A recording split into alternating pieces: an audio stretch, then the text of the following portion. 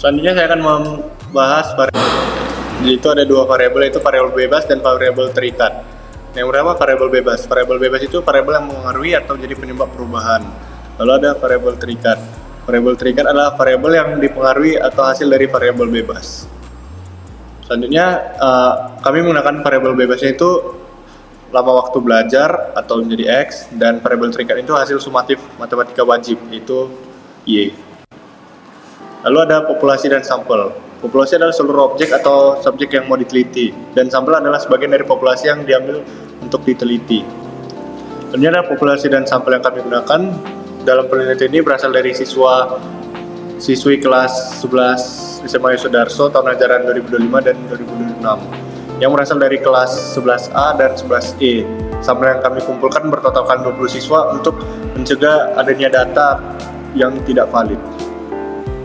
Oke, perkenalkan, nama saya Brian Andrianli dari kelas 11A, dan kelompok saya beranggotakan seperti yang tadi sudah ada, Cristiano dan juga Alvin. Nah, yang pertama yang akan saya bahas itu mengenai tabel data. Nah, tabel data ini kami kumpulkan sekitar 40 responden, namun yang kami gunakan hanya sekitar 20 responden dari 40 responden yang kami dapatkan. Itu berfungsi sebagai agar jika kami mendapatkan data yang tidak valid atau responden mengisi secara asal, kami dapat mengganti data tersebut dengan data yang lebih valid. Tapi untungnya di kami itu semua datanya valid, sehingga tidak perlu kami ganti lagi. Kita lanjut ke yang berikut. Nah, setelah tabel data tadi, kita bisa mencari diagram pencar ini melalui Excel, yang nantinya akan kita masukkan data-data responden ini seperti nilai dan jam belajarnya, sehingga nanti dapatlah diagram pencar seperti ini sesuai dengan hasil sumatif maupun jam belajar siswa.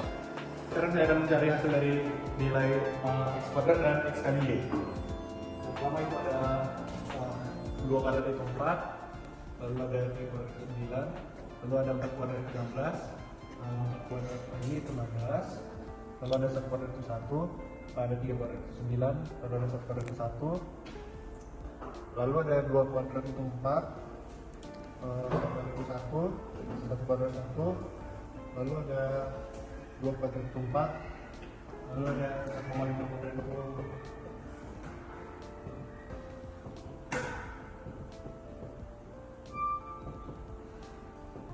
2,25, lalu ada 1 kuadrat itu 1,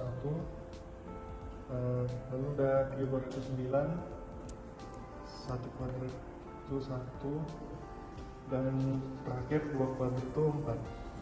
Selanjutnya itu ada X kali Y. Pertama ada 2 kali 100 yaitu 200, lalu ada 3 kali 98, 294, lalu ada 4 kali 98,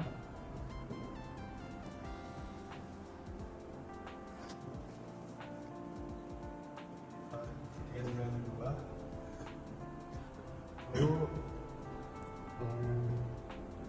ada 4 kali 100 itu 400, selanjutnya ada 1 kali 100 itu 100, lalu 3 kali 100 itu 300, 1 kali 100 itu 100, dan 2 kali 100 itu 200, lalu ada 1 kali 100 itu 100,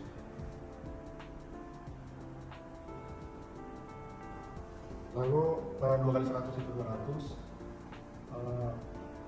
lalu 1,5 dikali dengan 65,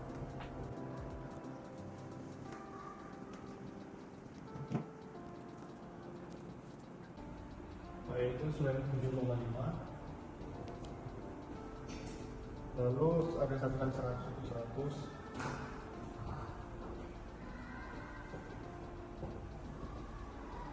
lalu 3 kali 100 itu 300, lalu 1 kali 100 itu 100, dan 2 kali itu 194. Nah, berikutnya saya akan menghitung manual mengenai hasil dari Y kuadrat dan juga nanti hasil akhir dari total semua ini dari X, Y, X kuadrat, dan Y kuadrat. Nah, yang pertama kita kalikan dulu Y kuadrat ini yang dimana 100, 98 dan sebagainya. Nah, saya mulai dulu dari yang pertama itu 100. 100 kali 100 berarti 10.000. Langsung kita tulis saja 10.000. Nah, kita lanjut ke 98. Hasilnya adalah 9.604.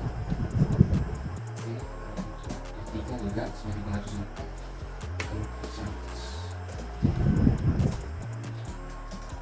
Nah, karena data nilai dia itu dari nomor 4 dan 11 itu sama, kita langsung saja copy di bawah.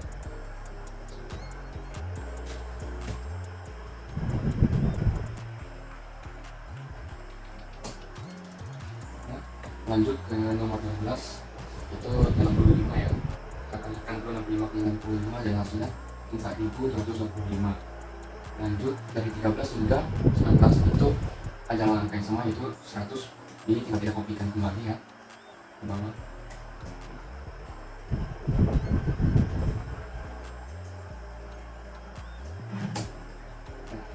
Dan yang terakhir angkanya adalah 97. Jadi kita kalikan kembali ya ke 97 per 97, hasilnya 9.409.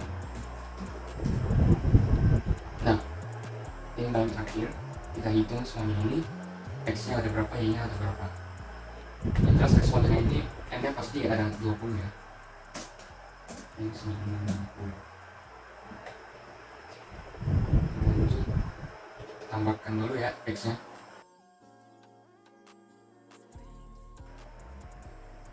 Nah, jadi untuk sigma X nya itu saya dapatkan hasilnya 36,5. Langsung kita tulis saja 36,5. Lanjut ke nilai Y nya.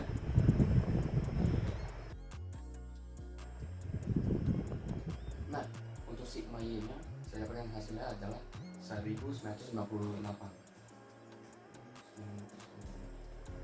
Kita lanjut ke nilai X nya. Nah, untuk hasil dari sigma X nya itu ada sekitar 577,5. Kita lanjut ke yang berikutnya, X kuadrat.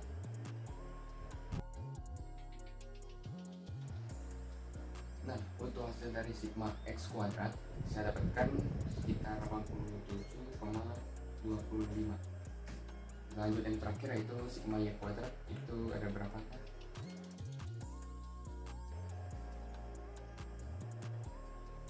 Nah, untuk dari hasil sigma Y kuadrat yang saya dapatkan sekitar 192.842.000.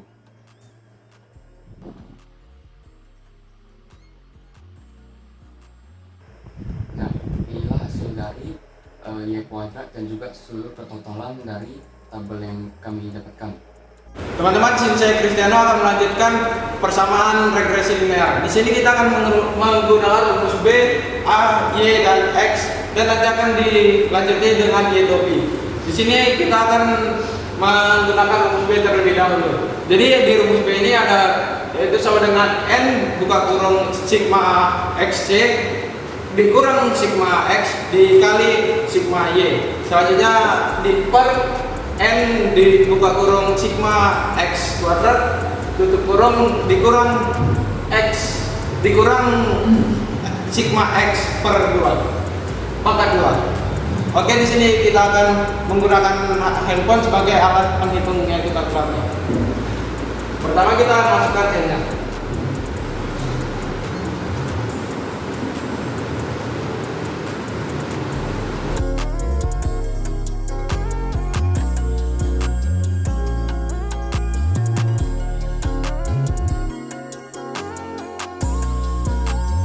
Selanjutnya kita akan menjumlahkan dan mengkalikan semua hasil tadi. Di sini kita akan mengalikan 20 dengan 3,577,5. Di sini hasilnya 71.550.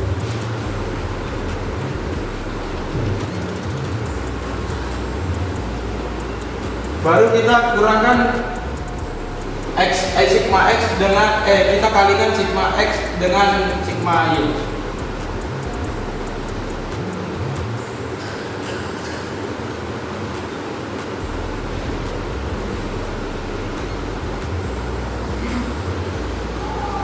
Dan di sini mendapatkan hasilnya 71.456.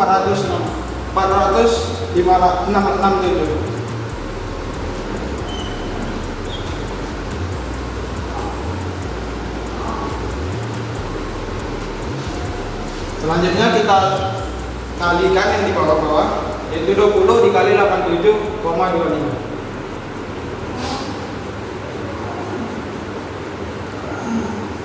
Kita mendapatkan 1740. Lalu kita kurang dengan 36,5 di pangkat bawah.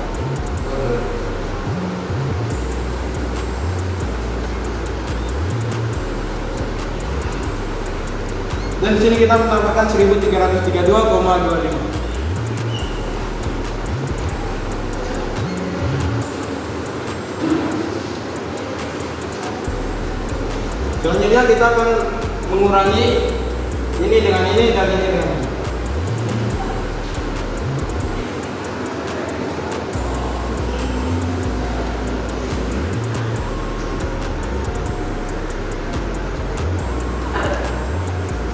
Dan kita mendapatkan hasil 83.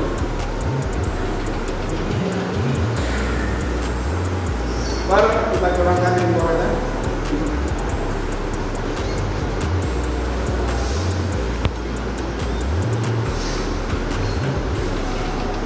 Dan kita mendapatkan hasil 412,75.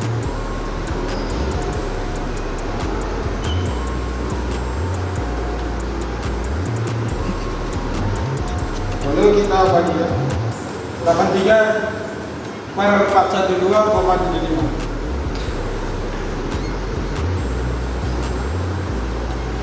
Dan kita mendapatkan hasil 0,201.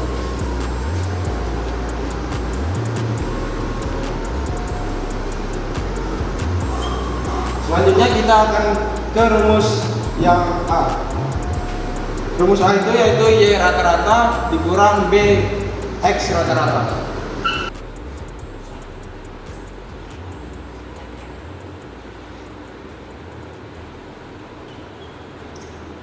Y rata-ratanya yaitu kita belum mendapatkannya, jadi kita akan mencarinya dengan rumus Y rata-rata terlebih dahulu. Jadi rumus Y rata-rata yaitu sigma N per N. Jadi tadi sigma N nya 20 per N nya yaitu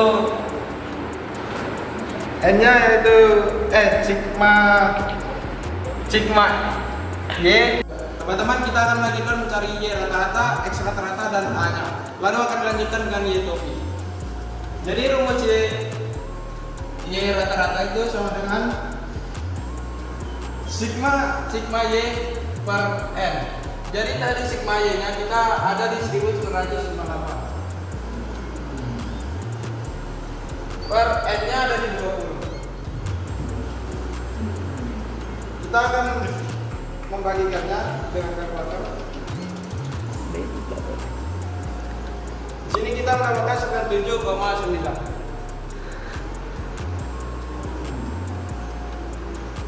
Dan kita menemukan di 97,9 dan kita akan mencari X rata-rata. Rumus X rata-rata yaitu sigma X per N.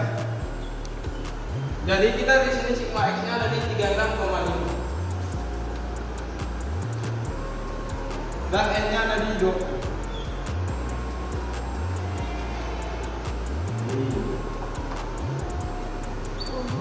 Kita akan membaginya dan kita mendapatkan di 1825.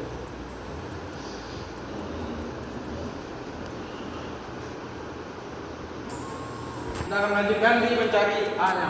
Rumus A itu yaitu Y rata-rata dikurang BX rata-rata.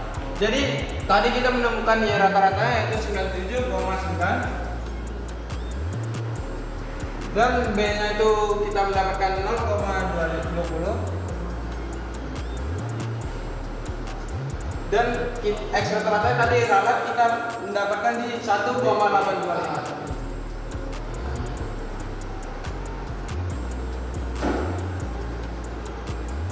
Kita akan hitung.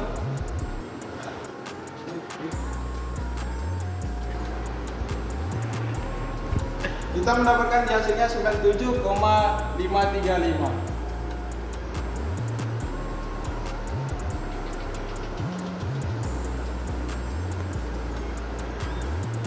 Oke, di sini kita akan mencari korelasi dari diagram tadi dengan rumus yang ini.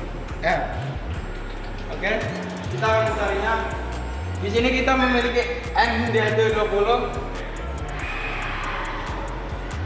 sigma X-nya 3.577,5 dikurang dengan sigma X yaitu 36,5 dan sigma Y yaitu 1,958.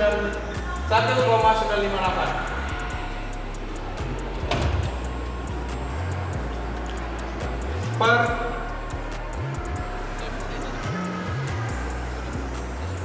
N-nya 20, sigma X kuadratnya 87,25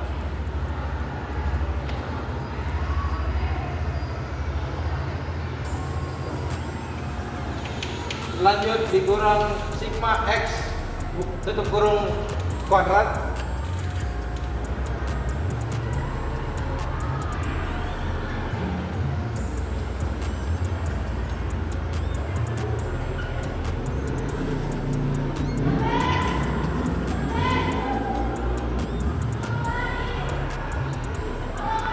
N-nya 20, sigma Y kuadratnya yaitu 192.842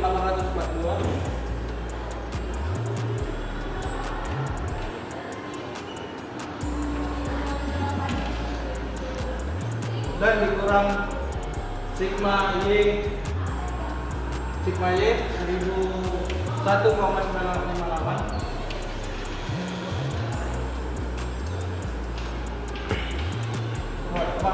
pangkat 2. Mari kita hitung.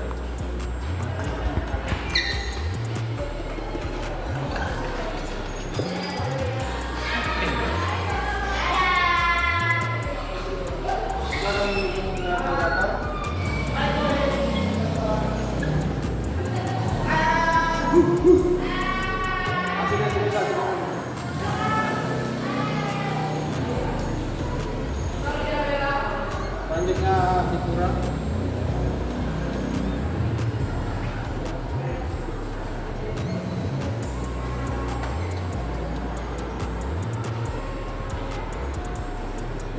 banyak ini 1,4.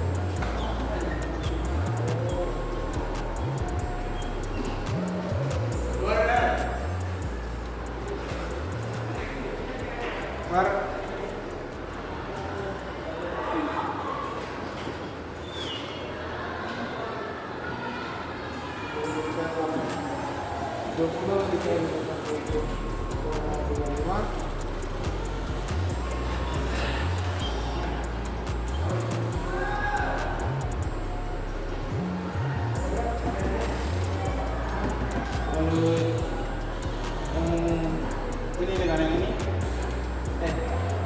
ini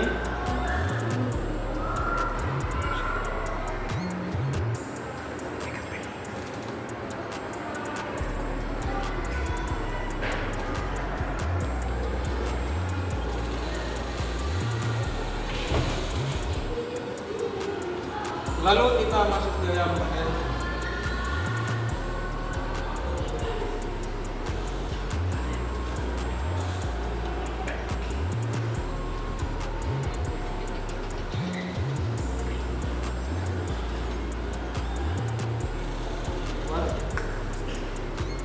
20, yang ini 20 dikali 192,842.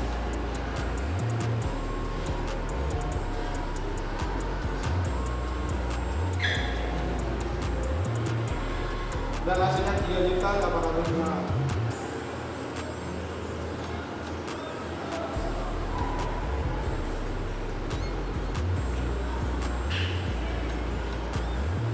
Lanjut kita ke yang Y2, Y pangkat 2. Yang ini hasilnya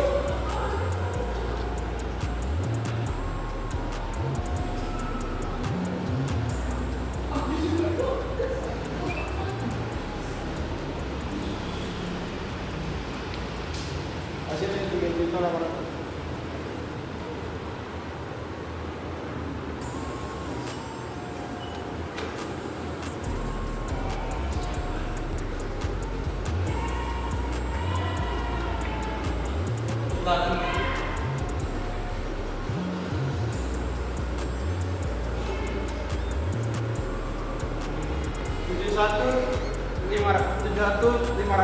Tujuh puluh satu ribu 550 kurang 71.460.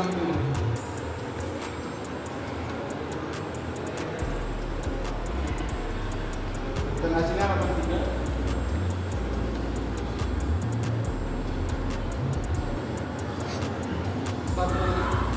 Kita hitung di bawah.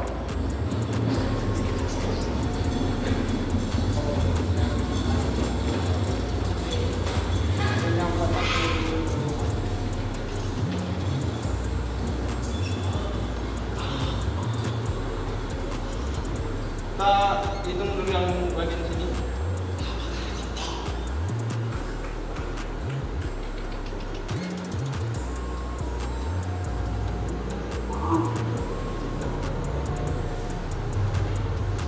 Hasilnya 23.000.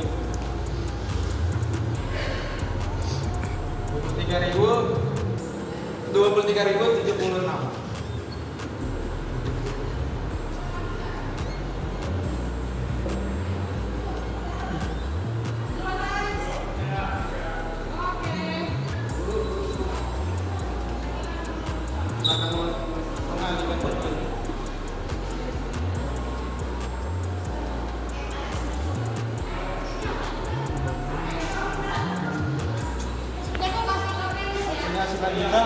Lalu kita akar. Jadi hasil akhirnya kita temukan dari 83 ber akar 412,75 kali 53 23.676 yaitu 0,014. R-nya jadinya 0,014. Sekian dari saya, terima kasih. Nah, yang berikut saya akan menjelaskan mengenai hasil interpretasi data kami.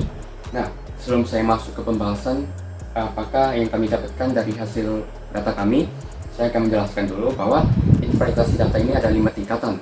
Tingkatan yang pertama berada di 0 sampai 0,19, yang berarti itu sangat rendah. Kemudian di 0,20 hingga 0,39 itu berada di tingkatan rendah. Kemudian di 0,40 hingga 0,59 itu berada di tingkatan sedang. Nah, yang berikut di 0,60 hingga 0,79 itu berada di tingkatan yang sudah kuat. Dan yang terakhir ada di 0,80 hingga 1,00 yang berarti sangat kuat. Yang berarti tingkat hubungan data ini ada 5. Yang pertama sangat rendah, yang kedua rendah, yang ketiga sedang, yang keempat kuat, dan yang kelima sangat kuat. Ini akan menunjukkan hasil dari data yang kita dapatkan apakah itu sangat kuat, sangat rendah, atau sedang saja. Dan mari kita lihat hubungan antara lama waktu belajar dengan hasil sumatif matematika wajib kelas 11A hingga 11E. Nah, yang bisa saya dapatkan itu dia memiliki hubungan positif, tapi sayangnya itu kekuatannya itu sangat lemah, di mana nilai koefisien korelasinya itu adalah 0,014. Dan seperti yang saya katakan tadi, untuk di 0,014 itu berarti data kami ada tingkatan yang sangat rendah, di mana di antara 0 hingga 0,19, yang berarti itu di tengah-tengahnya. Nah, karena sangat rendah, maka yang bisa saya dapatkan hanya sekitar 1%, dari data yang kami dapatkan variasi nilainya di mana bisa dijelaskan oleh lama waktu belajar. Sedangkan sebagian besar itu bisa disebabkan oleh faktor lainnya.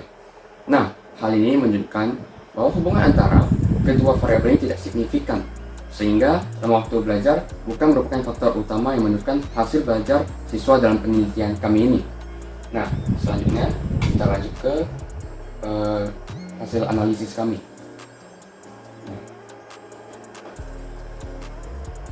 Nah, berdasarkan hasil analisis kami, dapat kami simpulkan bahwa hubungan antara lama waktu belajar dan hasil sumatif itu tergolong sangat rendah. Seperti yang sudah saya jelaskan sebelumnya, di mana lama waktu belajar ini hanya memberikan pengaruh yang sangat kecil terhadap hasil hasil belajar siswa.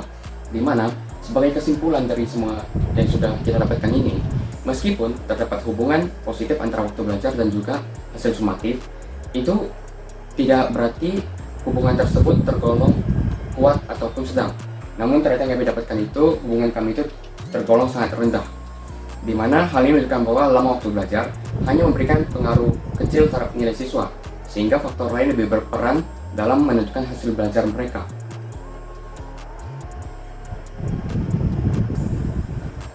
Sekian presentasi dari kami, terima kasih.